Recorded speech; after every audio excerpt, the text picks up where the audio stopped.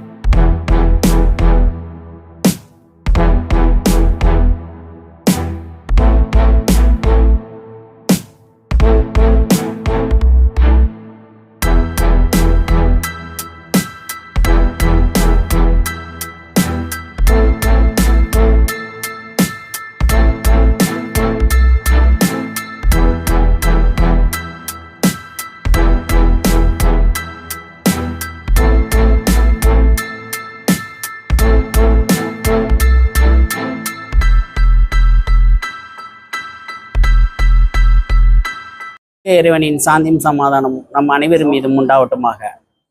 தமிழ்நாடு தௌஹீத் ஜமாத் கோவை மாநகர் மாவட்டம் வசந்தம் நகர் கிளையின் சார்பாக 10வது மற்றும் 12ஆம் வகுப்பில் அதிக மதிப்பெண் பெற்ற மாணவ மாணவிகளுக்கு பரிசளிப்பு நிகழ்ச்சி இந்நிகழ்ச்சி கிளையின் சார்பாக ஏற்பாடு செய்யப்பட்டுள்ளது.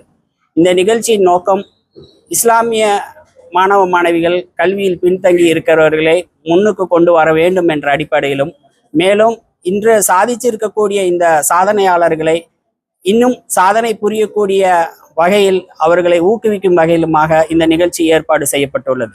அதே போல ஒன்றிய அரசால் RTE கல்வி திட்டத்தின் மூலமாக தடைபட்டு இருக்கக்கூடிய இந்த கல்வி திட்டத்தை தமிழக அரசு உடனடியாக இது மாணவர்களுடைய படிப்பின் முன்னிறுத்தி இதை அவர்கள் நடைமுறைப்படுத்த வேண்டும் என்று இந்த நிகழ்ச்சியின் வாயிலாக கேட்டுக்கொள்கிறோம். அதே போல வக்ஃப் வாரிய சட்டத்தை திரும்ப பெற வேண்டும் என்று இந்த நிகழ்ச்சியின் வாயிலாக கேட்டுக்கொள்கிறோம். அலகாபாத்திலிருந்து புறப்பட்ட ஏர் இந்தியா விமானம் விபத்துக்குள்ளானதன் அடிப்படையில் 300 பேர் மரணமடைந்தார்கள். இந்த நிகழ்ச்சி சோகம் அளிப்பதாக இருந்தாலும், மேலும் அந்த விபத்திற்குண்டான காரணங்கள் என்ன என்று கண்டறியப்பட்டு மேலும் இதுபோல நிகழ்வுகள் நடைபெறாமல் இருக்க அரசாங்கம் முயற்சி எடுக்குமாறு இந்த நிகழ்ச்சியின் மூலமாக கேட்டுக்கொள்கிறோம். அதேபோல் நமது பகுதியில் பள்ளி கல்லூரிகளுக்கு செல்லக்கூடிய மாணவ மாணவிகளுக்கு இந்த பகுதியில் நாய் மற்றும் மாடு தொல்லைகளாக மிகவும் சிரமத்திற்குள்ளாகிறார்கள். மாணவ மாணவிகள் பள்ளிக்கு செல்ல முடியாமல் மிகவும் சிரமத்திற்குள்ளாகிறார்கள். அந்த அடிப்படையில் கோவை மாநகராட்சி உடனடியாக அந்த நிகழ்வுகளை சரி செய்து தருமாறு இந்த நிகழ்ச்சி மூலமாக கேட்டுக்கொள்கிறோம். மேலும் பாதாள சாக்கடை, கழிவு நீர் போன்ற இந்த பகுதியில் சூழ்ந்து இருக்கக்கூடிய காரணத்தினால் இந்த மாநகராட்சி உடனடியாக சரி செய்து தருமாறு இந்த நிகழ்ச்சியின் மூலமாக கேட்டுக்கொள்கிறோம். இந்த நிகழ்ச்சியில் கிளை நிர்வாகிகளும் பிளஸ் மாவட்டத்தில் இருக்கக்கூடிய நிர்வாகிகளும் இந்நிகழ்ச்சியை கலந்து கொண்டு சிறப்பித்தார்கள்.